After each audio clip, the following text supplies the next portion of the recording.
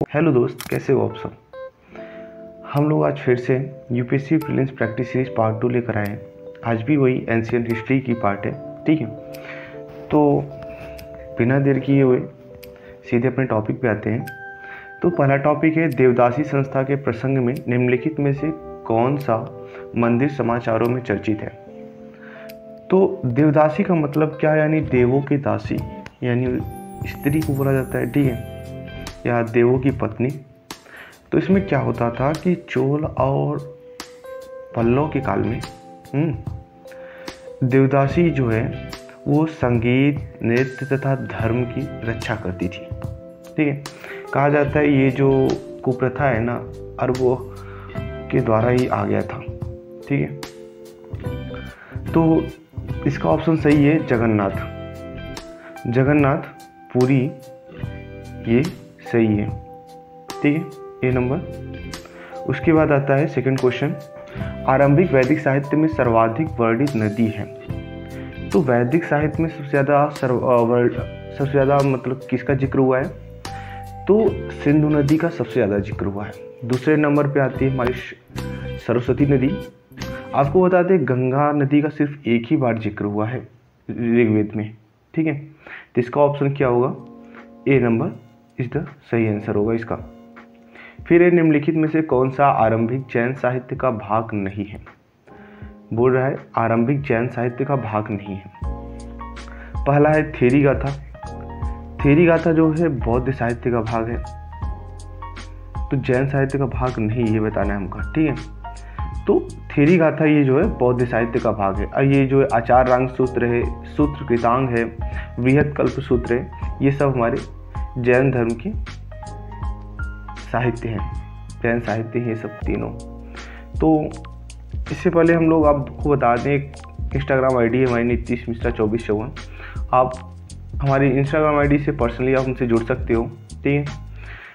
फिर आते हैं हम चौथे क्वेश्चन पे, निम्नलिखित में से कौन से तथ्य बौद्ध धर्म और जैन धर्म दोनों में समान रूप से विद्यमान थे।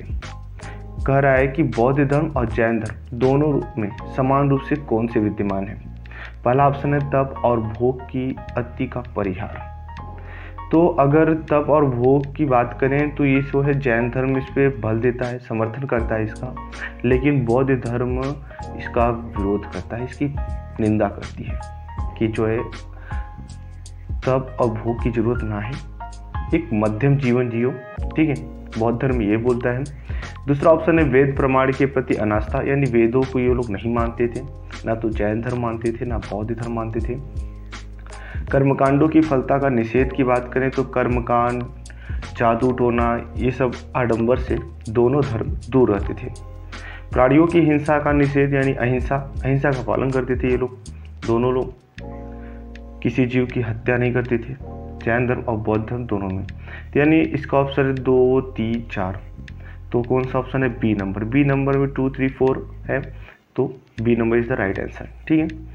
अब आते हैं प्राचीन भारतीय समाज के प्रसंग में निम्नलिखित शब्दों में से कौन सा शब्द शेष 3 के वर्ग का नहीं है। तो कह रहा है कि चारों ऑप्शन में कौन सा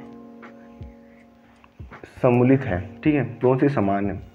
अगर हम कुल की बात करें तो कुल में परिवार की बात किया जा रहा है, वंश में भी परिवार की बात किया जा रहा है, गोत्र भी परिवार की बात आती है। पर जो कोष है ना, कोष जो है परिवार में नहीं आता, कोष जो है खजाने के लिए बोला जाता है। आप लोग सुने होंगे कितने कोष है, ठीक है ना, कोष यानी खजाना।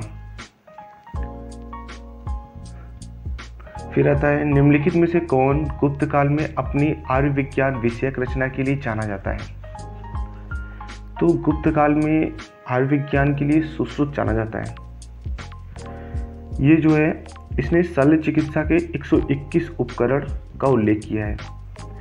इसे जो है सुश्रुत को प्लास्टिक सर्जरी और चिकित्सा के जनक माना जाता है, शल्य चिकित्सा के, ठीक है। फिर आते हैं 7वें क्वेश्चन पे हम लोग, निम्नलिखित में से किस मूर्तिकला में सदैव हरित स्तरित चट्टान का प्रयोग माध्यम के रूप में होता था। मौर्य मूर्तिकला, मथुरा मूर्तिकला, भरहुत मूर्तिकला, गांधार मूर्तिकला। तो इसका ऑप्शन सी नंबर सही है, भरहुत मूर्तिकला, क्योंकि 3वीं शताब्दी में इसकी स्थापना अशोक ने करवाई हुई थी। अशोक जो है मौर्यकालीन साम्राज्य के राजा थे, ठीक है।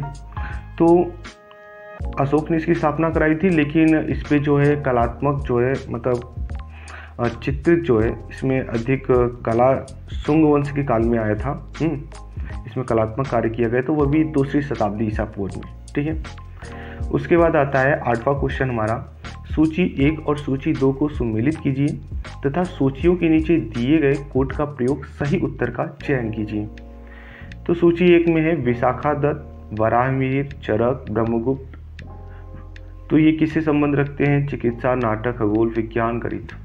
तो ये देखते हैं, आपने विशाखादत्त जो है का नाम सुना होगा, मुद्रा राक्षस एक नाटक की इन्होंने ग्रंथ रचना किया था। तो यानी विशाखादत्त किसे संबंधित करते हैं? नाटक से। अगर हम वराहमिहिर की बात करें तो वराहमिहिर बात करते हैं खगोल विज्ञान। और चरक आप सभी जानते हैं चिकित्सा संबंध रखते हैं। तो बचा ब्रह्मगुप्त आपके गणित। तो यानी इसका कौन सा ऑप्शन सही है? विशाखादत्त का नाटक था, यानी 2, यानी बी और सी दोनों में है 2। फिर आते हैं दूसरा ऑप्शन देखते हैं वराहमिहिर हमारा संबंध रखता है खगोल विज्ञान से। तो खगोल विज्ञान से बी नंबर सी है, यानी C number is the right answer. 2B1D4 sorry. प्राचीन भारत के निम्नलिखित ग्रंथों में से किसमें पति द्वारा परित्यक्त पत्नी के लिए विवाह विच्छेद की अनुमति दी गई है? अच्छा, परित्यक्त पत्नी का मतलब क्या होता है? परित्यक्त पत्नी का मतलब होता है कि जिसके पति जो है तलाक दे दिए हों, या कहीं बाहर चले गए हों, या उनकी मृत्यु हो जाती है, या उस पत्नी को छोड़ दिया जाता है।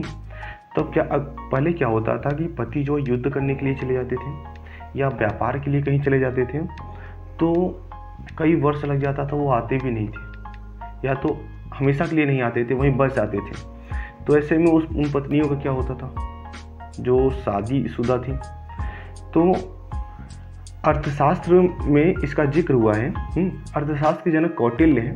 कौटिल्य ने परिपक्व पत्नी के लिए विवाह का अनुमति दिया है, ठीक है।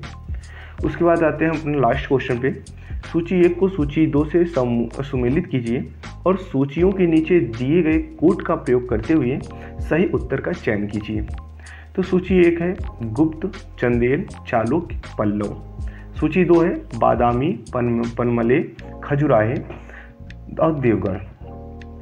तो गुप्त काल जो है, गुप्त काल संबंध रखता है देवगढ़ से, चंदेल संबंध रखता है खजुराहो से, ठीक है। तो आइए ऑप्शन देखते हैं हम लोग। गुप्त काल देवगढ़ से, यानी 4 ऑप्शन ए का 4 होना चाहिए। इसमें 2 ऑप्शन मिल रहा है, एक ए नंबर एक बी नंबर, दोनों में 4 है। और उसके बाद चंदेल संबंध रखता है खजुराहो से, यानी बी का 3 होना चाहिए, यानी A number is the right answer. A का 4 हो गया, बी का खजुराहो हो गया, चालुक्य क्या क्या होगा? बादामी होगा, अब पल्लव का होगा? पनमले होगा, ठीक है।